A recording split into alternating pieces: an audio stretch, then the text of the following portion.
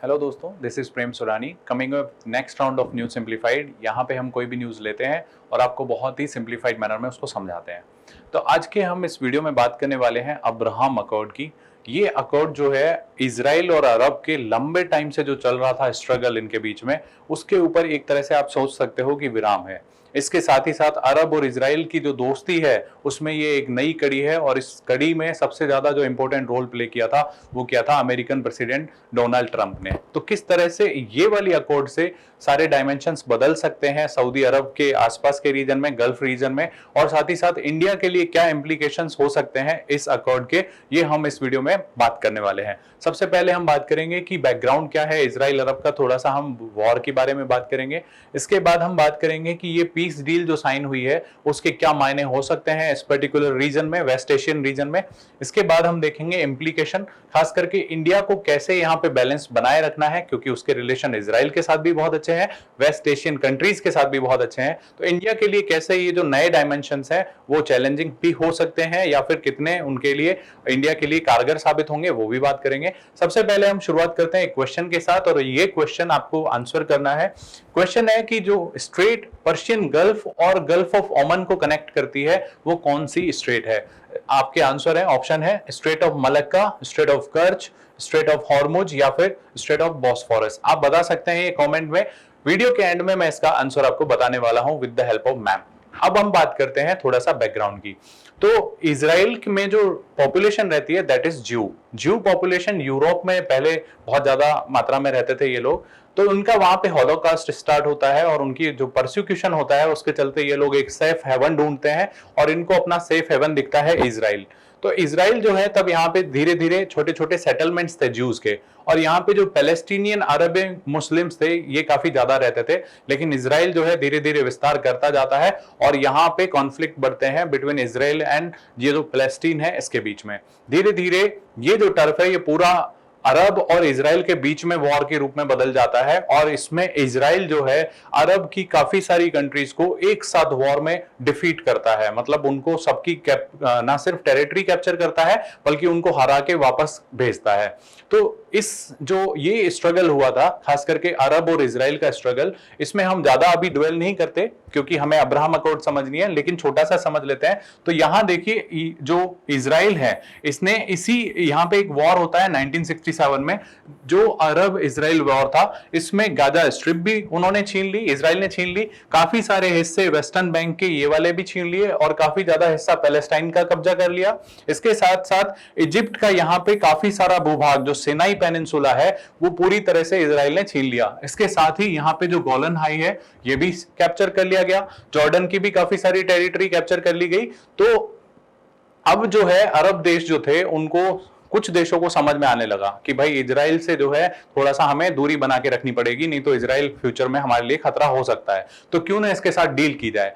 तो Arabian country में सबसे पहले शुरुआत करता है इजिप्ट, और इजिप्ट जो है 1979 में पीस डील कर लेता है इजराइल के साथ, और इजराइल इसी पीस डील के अंतर्गत इसका जो सिनाई पेनिनसुला है वो वापस दे देता है इजिप्ट को। इसके बाद यही जो है जॉर्डन भी अपनाता है, और जॉर्डन भी पीस ट्रीटी कर लेता है 1994 में।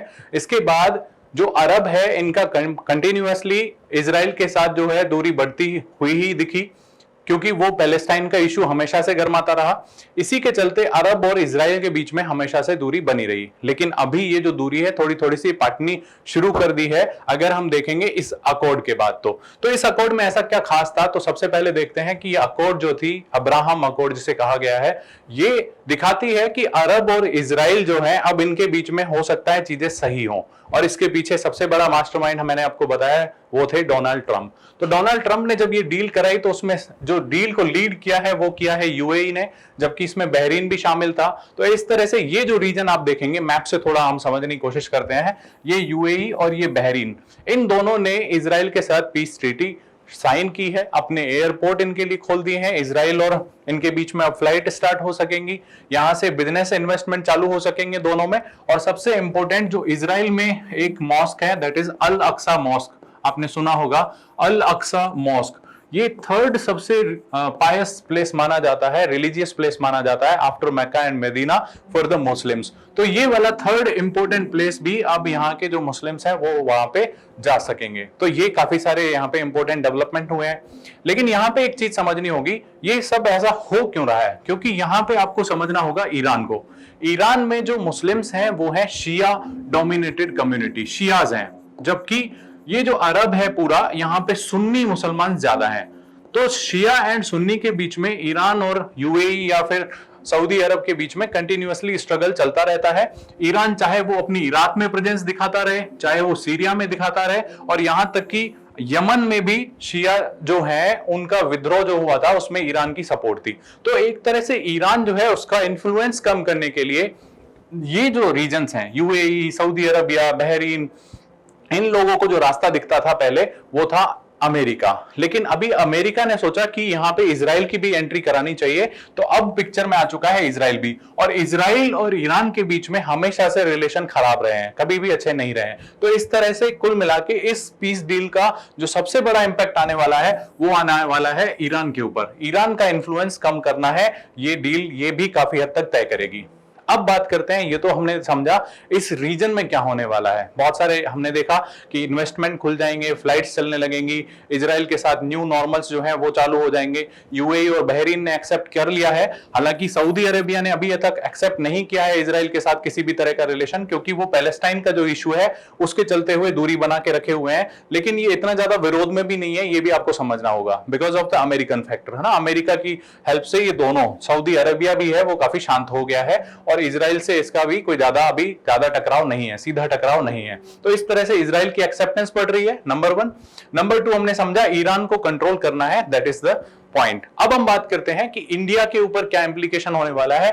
तो इंडिया इस पूरे गल्फ रीजन में अगर हम बात करें तो इंडिया के बहुत सारे जियोपॉलिटिकल इंटरेस्ट हैं। अगर आप इसकी पोजीशन देखेंगे तो यहां पे आप देख सकते हैं ये अरेबियन सी है, यहां पे इंडियन ओशियन है, और इंडिया का यहां पे एक बहुत ही इंपॉर्टेंट पोर्ट है ईरान में, दैट इज चाबहार पोर्ट, है ना। तो एक तो ये, दूसरा यहां पे इंडिया ने एक और पोर्ट ओमन से लिया है, दैट इज पोर्ट ऑफ डकम, ठीक है। तो दुकम पोर्ट पे इंडिया की नेवी ड्राई ड्रिल्स के लिए जा सकती है, वहां पे फ्यूल वगैरह की जो नीड्स होंगी वो भी यहां पे ले सकती है। तो जियोपॉलिटिकली ये जो है आप देखेंगे चौक पॉइंट है, ये वाला रीजन जो है गल्फ ऑफ ओमन का, स्ट्रेट ऑफ ये हॉर्मुज, ये एक चौक पॉइंट है, और इसका बहुत ही ज्यादा स्ट्रेटेजिक इंपॉर्टेंस हो जाता है अगर इंडिया के कंसर्न से समझेंगे, क्योंकि इंडिया के काफी सारे शिप यहां से जो ऑयल शिप्स हैं, फ्यूल वाले शिप्स हैं, काफी सारे आते रहते हैं। तो ये इंडिया के लिए बहुत ही स्ट्रेटेजिकली इंपॉर्टेंट रीजन है, नंबर 1।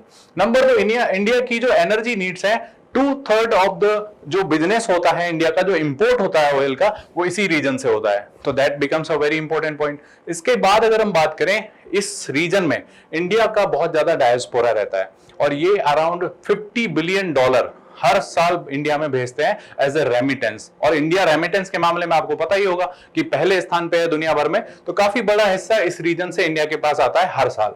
इसके साथ ही साथ अगर इस रीजन के साथ भारत का ट्रेड देखेंगे आप, तो वो काफी अच्छा ट्रेड भारत के साथ होता है, दैट इज $150 बिलियन का। तो इंडिया के लिए ये वाला रीजन बहुत ही इंपॉर्टेंट है।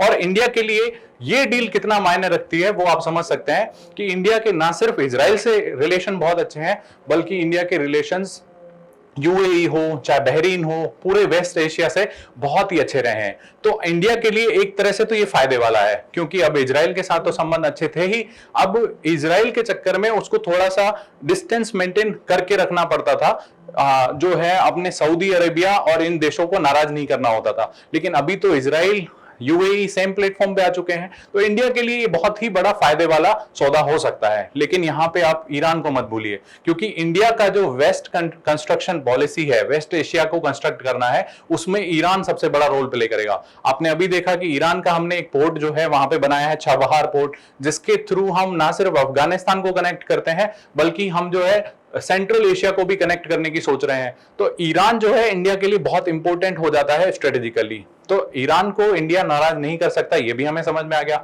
लेकिन ईरान का इन्फ्लुएंस कम होगा इस डील से, ये भी हमें समझ में आता है। तो इंडिया के लिए काफी चैलेंजिंग हो जाता है कि हमें ईरान के साथ भी रिलेशंस उतने ही अच्छे मेंटेन करने हैं जितना कि हमें यूएई, बहरीन या फिर इजराइल से मेंटेन करने हैं। तो इसमें इंडिया के लिए बहुत बड़ा चैलेंज हो जाता है कि कैसे वो इस कॉन्फ्लिक्ट के बीच में जो ईरान और इजराइल या फिर ईरान एंड यूएई के बीच में है, उसमें बैलेंस मेंटेन करता है। तो ये सबसे बड़ा चैलेंज हो जाता है। और दूसरा हमने देखा कि वेस्ट एशिया को कैसे कंस्ट्रक्ट करता है इंडिया, जिसमें ईरान को सेंट्रल प्लेस में रखा है। और ईरान का आप देख सकते हैं, ईरान बहुत इंपॉर्टेंट है। अभी अफगानिस्तान में जब तालिबान ने पूरा कैप्चर कर लिया था, तो इंडिया ने by using the air space of this Iran सारे अपने जो लोग थे वहां पे उनको इवैक्यूएट किया। तो ईरान काफी इंपॉर्टेंट हो जाता है इंडिया के लिए। अब हमने देखा कि इंडिया के लिए ये बैलेंस बनाना काफी बड़ा चैलेंजिंग हो जाता है। अब हम समझते हैं वापस अपने क्वेश्चन को। मैंने आपसे क्वेश्चन पूछा था कि वो कौन सी स्ट्रेट है जो पर्शियन गल्फ और गल्फ ऑफ ओमान को कनेक्ट करती है। तो यहाँ पे आप मैप में देख सकते हैं, ये है पर्शियन गल्फ और यहाँ पे आप देख सकते हैं गल्फ ऑफ ओमान। तो ये जो कनेक्ट करती है that is straight of Hormuz, straight of Hormuz. तो ये वाला आपका आंसर हो जाता है, that is straight of Hormuz. और यहां पे एक चीज और ध्यान देना कि ये ईरान है और ईरान को सेपरेट करती है स्ट्रेट ऑफ हॉर्मुज। और यहां पे ये जो टेरिटरी दिख रही है छोटी सी, ये ओमान ही है, ध्यान रखना। तो ओमान और ईरान को सेपरेट करती है स्ट्रेट ऑफ हॉर्मुज, और जबकि पर्शियन गल्फ और गल्फ ऑफ ओमान को कनेक्ट करती है। ठीक है, तो ये है आपके क्वेश्चन का आंसर। आई होप आपको ये वीडियो पूरा समझ में आ गया होगा। अब्राहम अकॉर्ड जो है किस तरह से नए डायमेंशंस क्रिएट करेगी इंडिया के लिए और कैसे इनसे फायदा उठा सकता है इंडिया, इस वीडियो में आपको मैंने ये सब समझाया। तो हम इन सभी प्लेटफॉर्म पे आपके लिए मौजूद हैं, आप इन पे हमसे आके कनेक्ट हो सकते हैं और इस वीडियो को शेयर एंड लाइक जरूर करें। Thank you very much for watching this video.